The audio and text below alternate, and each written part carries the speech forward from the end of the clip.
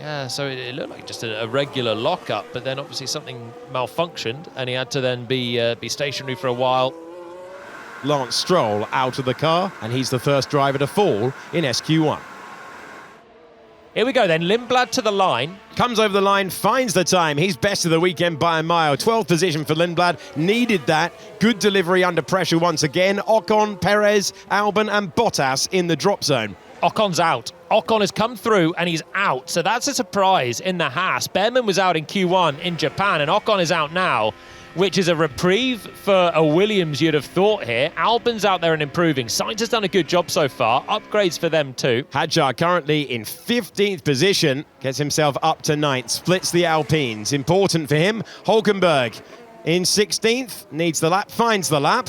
Bottas is currently in 20th position. It was a good early effort for Perez. He didn't run again. Bottas cannot improve, and he finds himself P20. So Lawson's through in 16th position, a couple of tenths away from Lindblad, who is safe, but Lawson is not safe yet. Alex Albon is on a flying lap and has a chance to get a second Williams through. Sainz completes a lap and is okay in 15th. It's Albon versus Lawson.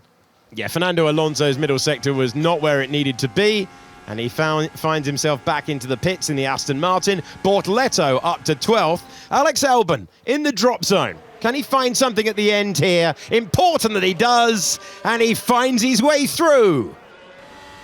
This is Esteban Ocon and the customary lockup that we've seen ruining so many laps around this circuit. Yeah, 6 tenths off Behrman, who was safely through in the other Haas. So Ocon out in 18th. It had been a personal best for Fernando Alonso in the first sector, but deep into 11, lap ruined, game over. And it's Lawson in 17th, Ocon in 18th, the 2 Cadillacs, the 2 Aston Martins, Perez ahead of Bottas, Alonso ahead of Stroll. Adam McNish, the racing director at Audi, he was previously head of young driver development, and now he sits on the pit wall as the sporting director. Bortoleto will hope that he's kept the tyres in. He was 0.06 of a second away from where he needed to be in Sector 1. This is where we saw all the moments, bouncing through the curbs over the chicane. Look neat and tidy for Bortoleto there. This exit is critical. It'll unleash him on for a kilometre, and he's got 1,000th of an advantage over Gasly's provisional time. Behrman's not improved enough to go through, so that's another one that won't trouble the top 10. No, it's not a lot of green sectors out there. It's not a lot of improvement going on. Let's see. It's wide there compared to where he'd want to be. Round the hairpin.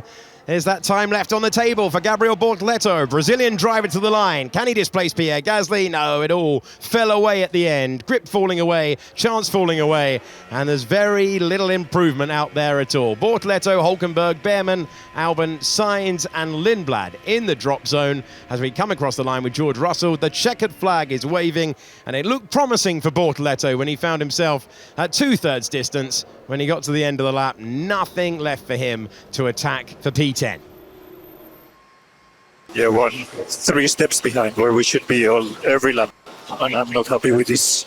Cannot be that after 1 hour and a half of practice, we're still in this state.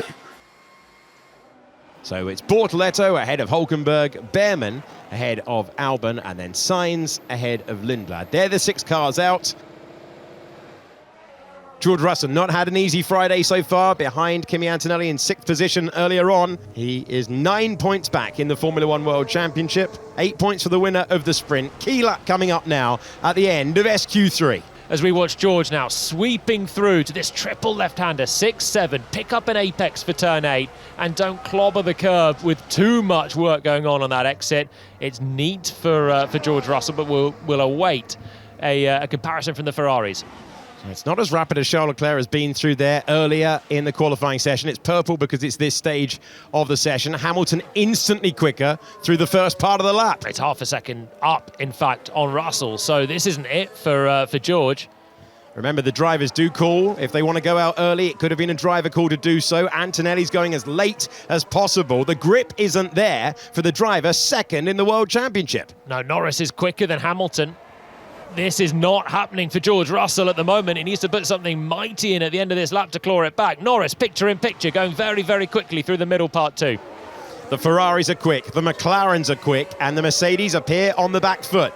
We're completing the lap with George Russell, but he doesn't have the point-and-shoot grip of the McLarens or the Ferraris. Over the line we go with Russell. That's the benchmark that Ferrari and McLaren will be comfortable to beat if they can continue this form. Norris was fighting it hard through the exit of 16. Leclerc is quicker than him through the first part of the lap. Hamilton over the line. Can he beat his old teammate? Lewis Hamilton is slower by a tenth. The grip faded from the Ferrari man. What about Lando Norris? Fastest in the middle sector. The McLaren driver to the line and top of the pile by 0.6 of a second. Over to Charles Leclerc, who rotates the Scarlet Ferrari round the final hairpin, sweeps through the final corners up against Lando Norris, and it's Leclerc who misses out by 0.3 of a second. So, Piastri and Antonelli and Max Verstappen still out there with a chance as we watch Max bouncing his way through 14 and 15. Here's your tricky 16, and it's pretty decent traction, but it's not enough pace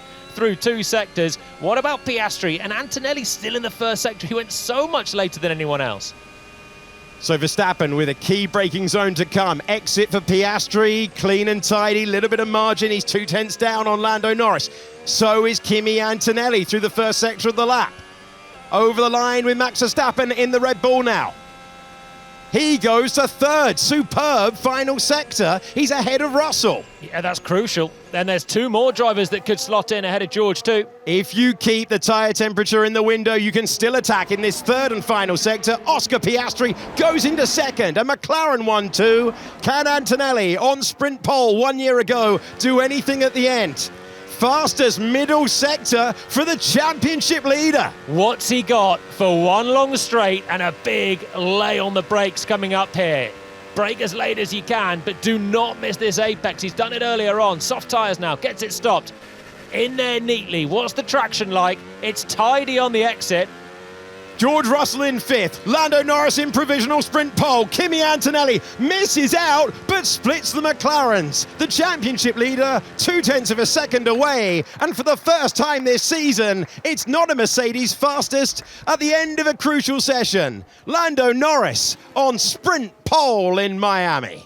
A statement lap, and he is ahead of Antonelli by 0.2 of a second, ahead of his teammate by 0.2 of a second, and McLaren are back on top in Formula One, at least on Friday. Lando Norris becoming the first driver to displace Mercedes from P1 in a meaningful session in 2026. Kimi Antonelli last over the line, but 0.2 of a second adrift. He's still on the front row and still the championship leader. Oscar Piastri in third, Charles Leclerc in fourth, and it is Verstappen ahead of Russell, who went earlier in SQ3.